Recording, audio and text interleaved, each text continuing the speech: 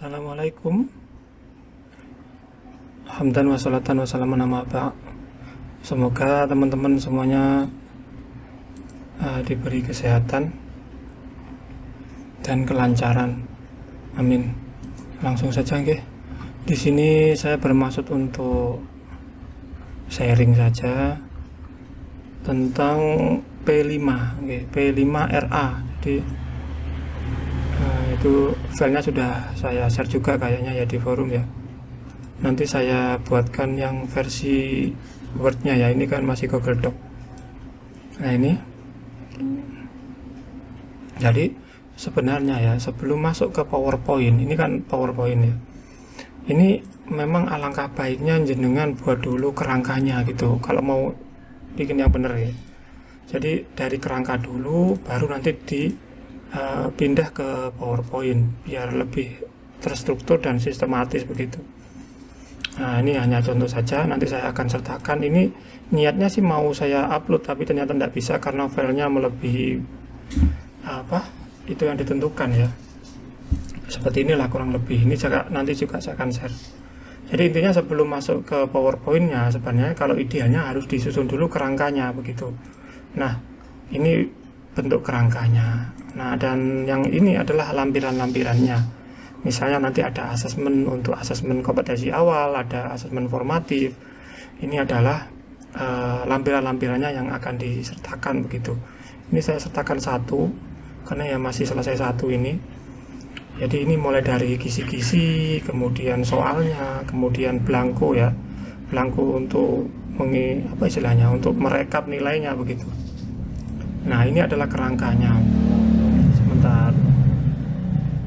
Nah intinya Bapak Ibu, pokoknya project P5RA ya, kita singkat aja gitu.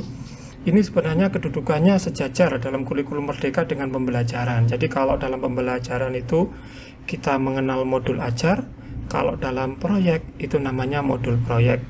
Kalau modul ajar itu merujuk ke capaian pembelajaran, kalau modul proyek itu merujuk ke tema ya, ke tema dan nanti diturunkan ke topik seperti itu.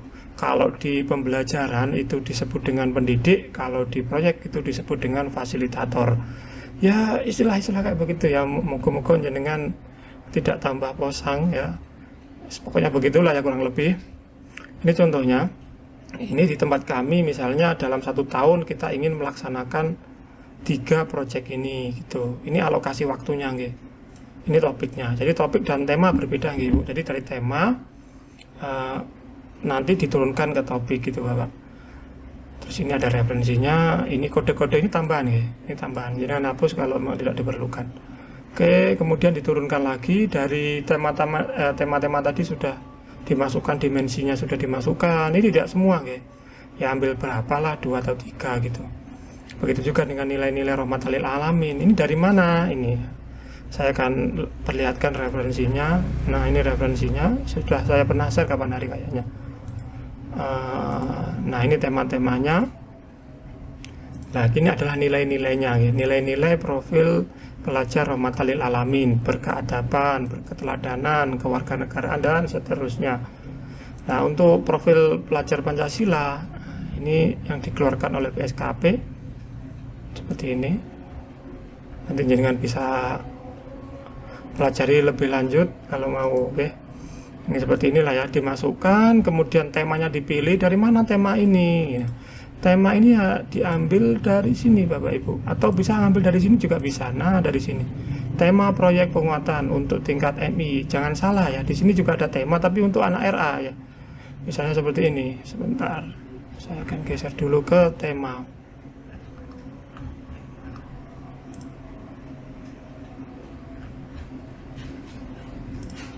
Nah seperti ini. Ini jangan salah, nanti aku sayang bumi ini tema untuk anak PAUD nih. Untuk SD hingga SMA ini gaya hidup berkelanjutan, kearifan lokal, Bhinneka Tunggal Ika. Ini sama Bapak Ibu, ini dengan punya Kemenak ini sama kok. Nah ini sama kan, Bhinneka Tunggal Ika, bangunlah jiwa dan raganya. Nah kan sama kan. Yang membedakan itu nilai-nilainya. Jadi kalau dalam Kemendikbudristek lah ya, kita sebut begitu, istilahnya adalah dimensi profil belajar Pancasila. Karena kita ada di madrasah, maka ditambahkan nilai-nilai pelajar rahmatan lil alamin yang ada 10 itu. Jadi tambahnya lebih banyak ya dari intinya, tapi ya begitu, itu yang baik mungkin ya. Oke lah. Kemudian sampai mana tadi? Ini tinggal diisi saja nggih. Nah, ini kemudian diurai Bapak Ibu. Misalnya kayak punya saya kan topik 1 nih, langsung RTK 01 ini kodenya. Dimensinya apa? Beriman dan bertakwa. Ini di awal. Nah, ini. Kemudian diurai elemennya apa? Akhlak beragama, akhlak kepada alam. Ini dari mana ngambilnya? Dari sini Bapak Ibu. Sebentar. Nah, dari sini. Dari sini. Oke, moga-moga gak tambah pusing ya. Ya pokoknya ngambilnya dari sini nggih. Ngambil di sini, ini akhlak beragama, ini adalah subnya, sub elemennya, akhlak beragama, akhlak pribadi, ini elemennya. Lah ini adalah sub-subnya. Kalau punya saya karena fase E, jadi ngambilnya di sini, menerapkan pemahaman dan seterusnya. Ya pokoknya tahu aja gitu ya. Kemudian nilai rahmatal alamin sama cara kerjanya. Ini diambilkan dari punya Kementerian Agama tadi mana? Nah, diambil dari sini. Nah, ini nilainya, ini sub nilainya. Jangan diisikan, ini indikatornya bukan nilai ini. Nah, nanti dimasukkan di sini, kemudian nilainya di sini. Oke, dilanjut. Nah, ini masih tema proyek yang berikutnya ini, bukan yang ini. Nah, kita masuk ke sini yang inti. Jadi komponen modul, komponen ada modul, tujuan proyek, ini ada 4 sebenarnya. Tapi saya menambahkan 1 lagi pelaporan. Jadi bisa hapus kalau tidak diperlukan, oke? Jadi ada profil modul, tujuan proyek, sebentar, aktivitas. Nah, sebagaimana tadi saya singgung, ini kan mirip dengan pembelajaran ya. Jadi aktivitas itu layaknya proses pembelajaran begitu, Ibu. Di kolom itu kan nanti ada kegiatan pendahuluan, kegiatan inti, penutup kayak gitu kurang lebih. Ini sama juga gitu.